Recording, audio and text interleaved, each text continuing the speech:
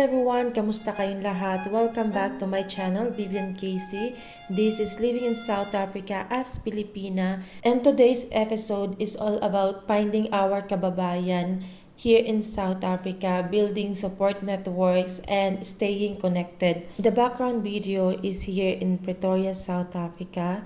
At ngayong araw ay magbibili kami ng damit na gagamitin ko para sa wedding na a-attendan ko. So let's dive in our topic today. So finding a kababayan here in South Africa. So moving to a new country can feel isolating, which is I experienced that firsthand nung dumating ako dito. Talagang pakaramdam ko, nag-iisa ako. Sinong tatakbuhan ko dito just in case?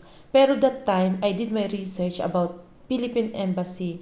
So, pero kapag nakakita na tayo ng kapwa Pilipino natin, iba yung saya, iba yung level ng saya natin at magiging komportable tayo kahit papaano na meron tayong nakilala o meron tayong kapwa Pilipino. So, thankfully, kahit nasa South Africa tayo, meron tayong Filipino community. So, my first encounter with Filipino nakilala ko ay sa Facebook. So, parang automatic may connection na and kahit papaano, napanatag ako na may kakilala na ako dito sa South Africa. Iba pa rin kasi ang pakiramdam na makakarinig ka ng salitang kamusta. Saan kang lugar galing sa Pilipinas. Nakakatuwa, nakakatanggal kahit papaano ng lungkot. So, how to find other Filipinos here in South Africa? So, napaka-helpful ng social media ngayon. Kasi through social media, makakahanap ka na ng mga groups na narito sa South Africa. So, yun yung way na pwedeng gawin para makakuha ka ng kakilala or kaibigan, magiging kaibigan here in South Africa. Even if you are living in another country, yun yung pinakamagandang gawin, humanap ng Filipino community through Facebook. So, the next thing is, pwede kayong mag-search ng Facebook page ng Philippine Embassy to South Africa or nasaan man kayong country. Kasi usually ang mga Philippine Embassy may mga event for Filipino community. For example, yung quarterly meeting, Independence Day, year-end party, yung Christmas party.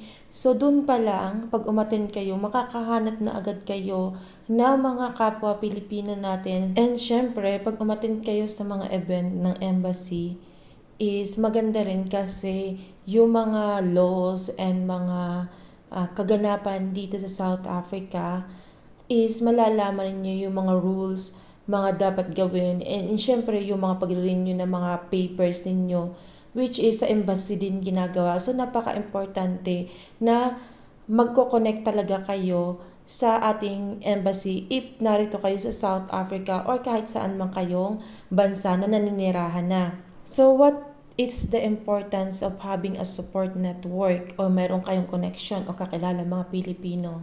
So, ang pagkakaroon ng mga kaibigan ay malaking tulong lalo na sa panahon na namimiss mo ang Pilipinas kasi nga may mga event na ginagawa, birthday, Christmas party, and etc. Kung ano pa yung mga event. So, kahit papaano, parang sila yung magiging pamilya dito sa South Africa.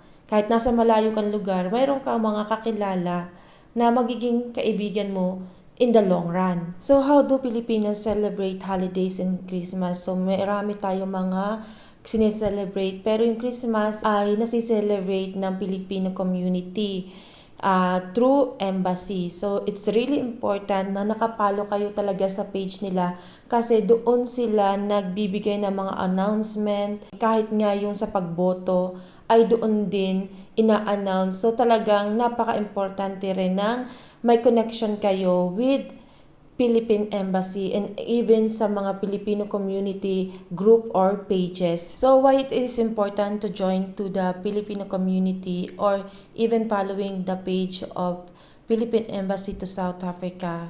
It is hindi lang yon, it's about social life actually. It's about having support system kung mayroon kayong pinagdadaanan. So if you have friend here in South Africa, Filipino community, they can support you emotionally, spiritually, while in Philippine Embassy, they can support you legally. If something happened to you, makakatulong sila para kayo ay bigyan ng guidance about sa problema nyo. As for me, I choose na konti lang yung friends ko na Pilipina o kakilala. Hindi na ako nag-explore dahil mas gusto ko yung small lang yung circle of friend ko.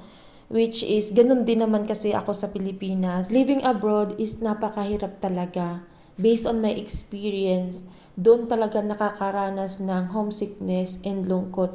Especially sa mga katulad ko na first time mapalayo sa pamilya. It is very difficult. Kaya mas maganda talaga rin konektado kayo sa Filipino community or kung hindi man ay sa church community kasi yung mga lokal naman dito ay maganda naman silang makisama at mababait din naman.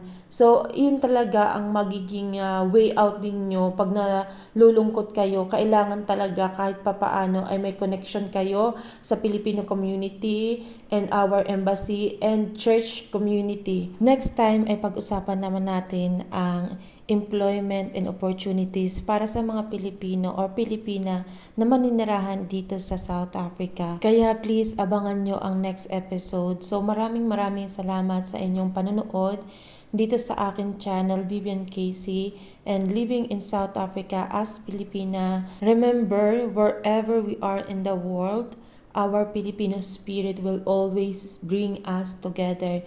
So kita-kits sa susunod. Bye! Thank you!